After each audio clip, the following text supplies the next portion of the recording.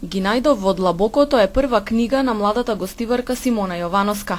Со дебитантската збирка раскази, која ја промовираше во мај годинава, Јовановска го привлече вниманието на книжевната јавност.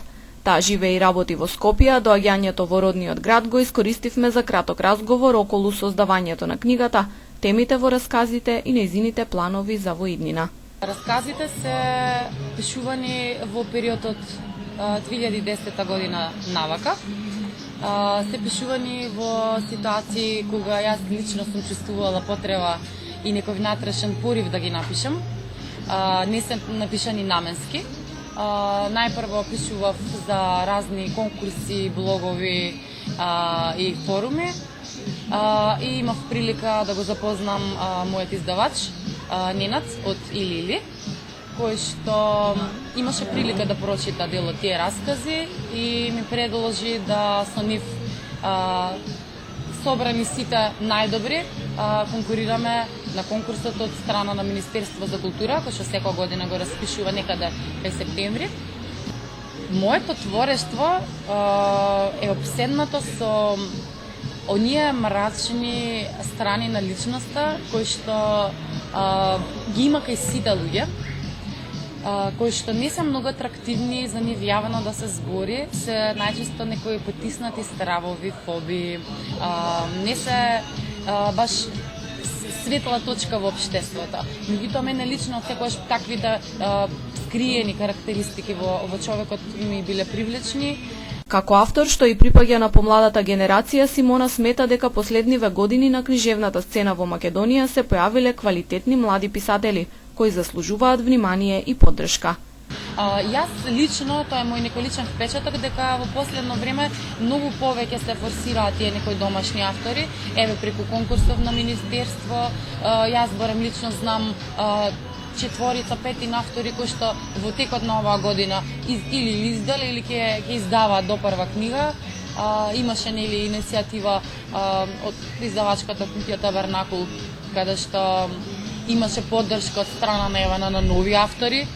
Тоа е многу позитивна иницијатива. Јас искрено многу ја поздравувам заради тоа што на авторите им се дава шанса да се искажат, да дојдат до пошироката јавност.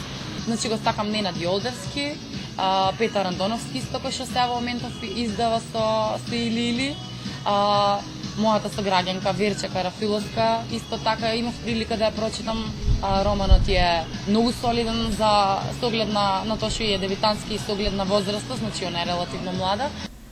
Во рецензијата на книгата ги најдов во длабокото, Владимир Мартиновски пишува: читајќи ги фантазмогоричните прози во збирката, читателот цело време има чувство дека плови во длабоки води, во непрегледните длабочини на ликовите од расказите, но и во сопствените длабочини. Расказите се форма во која најмногу се пронаоѓам, вели Симона, но следен предизвик и е пишувањето новела. Расказите особено ми легнуваат заради тоа што се пишуваат во пократок временски период. Имаш како автор некоја си рамка во главата каде сакаш да се движи приказната, меѓутоа ликовите те изненадуваат и до крај ја завршуваат, ја извозуваат приказната сами и си изненаден и е забавно. И сега сакав, ми требаше некој друг предизвик и сакав да се пробам, да си ја искушам, значи своето трпение да го искушам, да видам дали јас можам да го износам, да го издржам романот, новелата. Сакам идејата првично е да биде краток, така, дока е негде 100 страници и во моментот да работам на тоа